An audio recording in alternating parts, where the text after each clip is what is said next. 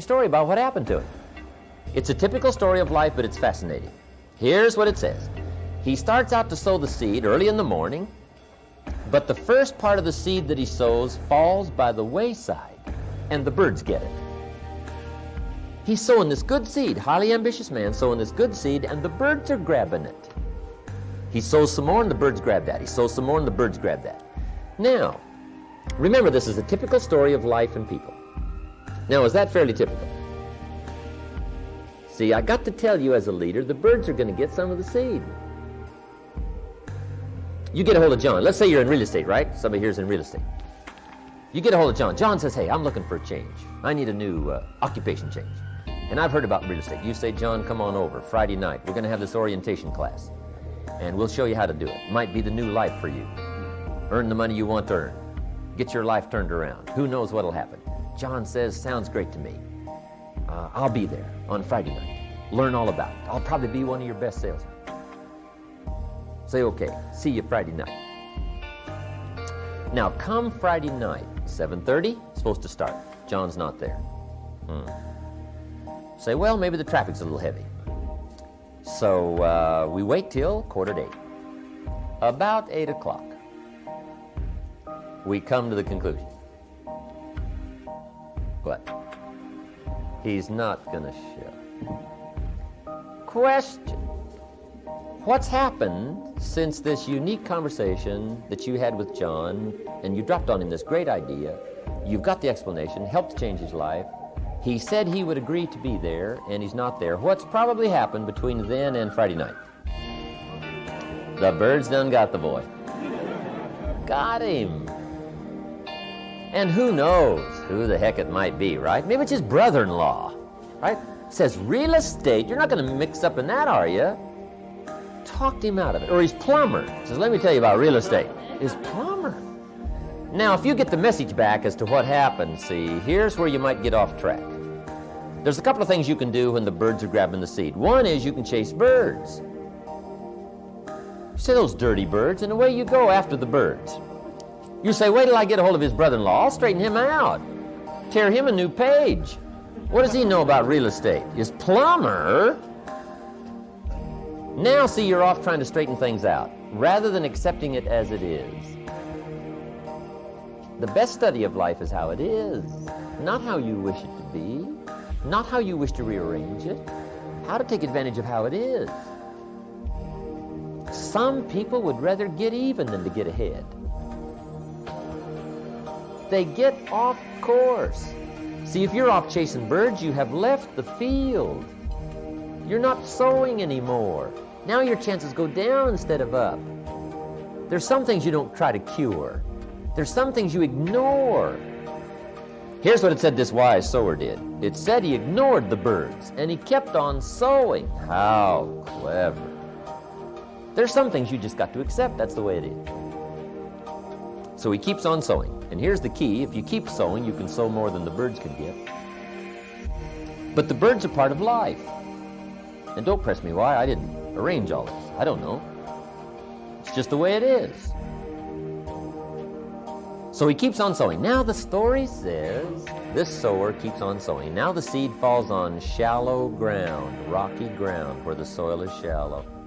And it says the little plant starts to grow. This time, the birds didn't get it. But the first hot day, these little plants wither and die. Now that's kind of disappointing, isn't it? But see, that's bound to happen. This time you recruit John. John says, I'll be one of your best. He doesn't show up at the third meeting. You say, where's John? Say, I don't know. Somebody said, boo. And he...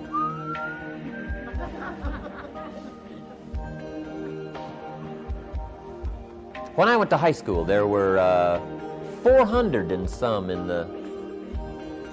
No. Yes, there were 400 and some in the freshman class. And 150 in the graduating class. Is that unusual? See, there's always more freshmen than seniors. What's that called?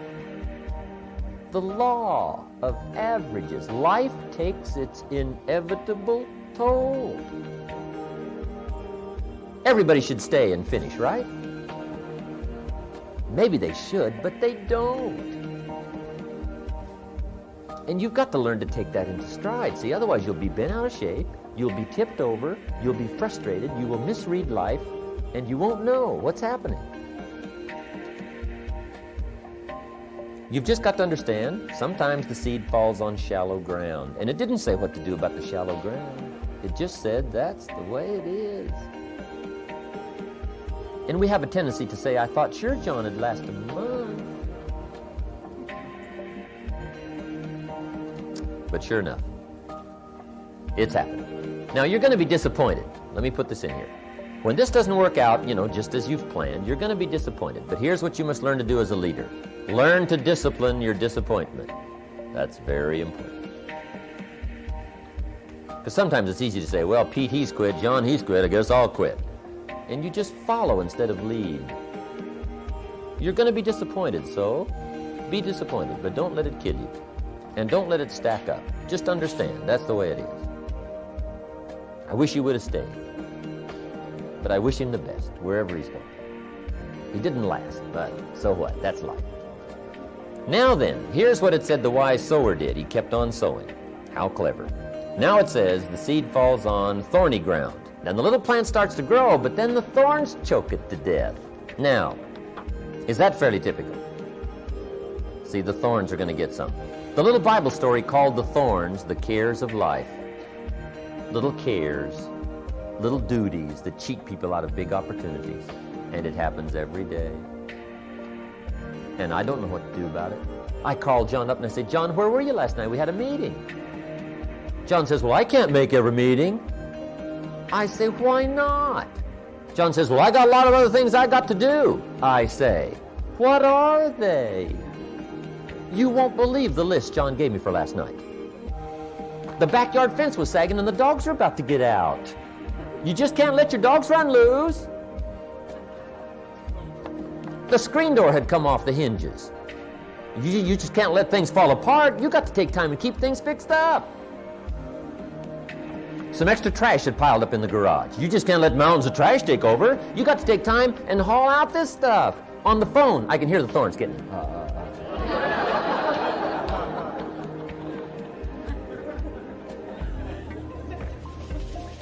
People letting little things cheat them out of big opportunities. Some people have the incredible ability to major in minor things. I drive through this little community. John's out there mowing his lawn, cussing the weeds, his face is red, and he's about to explode. I stop and I get out of the car. I say, John, what are you doing? He says, what does it look like I'm doing? I'm mowing this lousy lawn. I say, John, there's all kinds of little neighborhood boys around here. Mow your lawn. He says, well, they want $5. I'll mow it myself.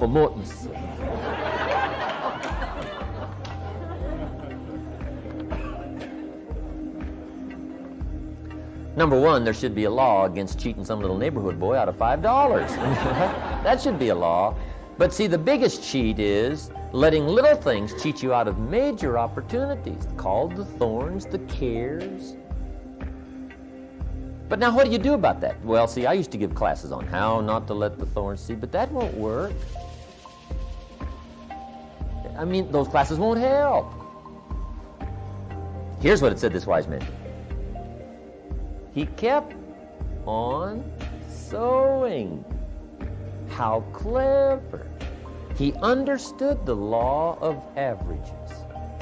Keep sowing. Good people are not trained, they're found. You don't need much training, right, with good people. Find good people. Now, it says, finally, the seed falls on good ground. That's what it says, good. Somebody says, how do you find the good ground? Answer, keep looking. You'll recognize it when it comes by. You won't have to make something bad into something good. You'll recognize good when it comes by. Now, even the good ground, the story says, part of the good ground produced 30%, part of it produced 60%, and part of it produced 100%. Even the good ground. What's that called? The law of averages. The ratios. Where do they work? Everywhere. Who for? Everybody.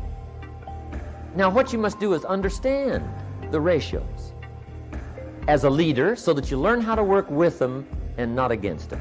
Now see, I used to give classes here on how to do 100%, but see, that won't help. It's called frustration for the leader. Right? In the evening seminar I say, right, the key to management is don't send your ducks to Eagle School, right? And this is part of it here, right? It's learning where, what to do, and how to find the right people. What to do and how to find the right people. See, that's major. So, you let people who want to produce 30. They make a contribution to the whole, and the 60 and the 100. Now, here's the key question. How do you find the 100%ers? Answer. You got to go through the birds. You got to go through the hot weather, getting some. You got to go through the shallow, rocky soil. You got to talk to the 30 people, the 60 people, to find you the hundreds. Here's what we say. If you want a lot of seniors, you must load the freshman class. Okay? That's how you find seniors. You just load the freshman class. And there's a lot of things, you just watch the process. You don't try to change the process. You just share the story and watch what happens. Share the opportunity and watch. And you pick by watching what happens. You don't force, you don't make, and you don't change. You watch. So it's called act and share and watch and pick. Okay? Act and share and watch and pick. And what's smart is to pick 100%ers that become 100%ers. Right? You look like a hero. And you don't try to make 100%ers out of people who are not going to do very much. And see, that's not on them. Now, some people in one enterprise are going to do much better, in one enterprise than they are in another. But whatever enterprise you've got going, or whatever you're working with in the way of people, just understand the law of averages, and here's the key. Don't try to change it. Learn to work with it. Okay, is that helpful? The law of averages. I'm telling you, it'll save you a lot of heartache. It'll save you a lot of mistakes and a lot of errors and a lot of wondering and a lot of pondering, sleepless nights, agony. I mean, it just cures a whole lot of things once you understand the law of averages.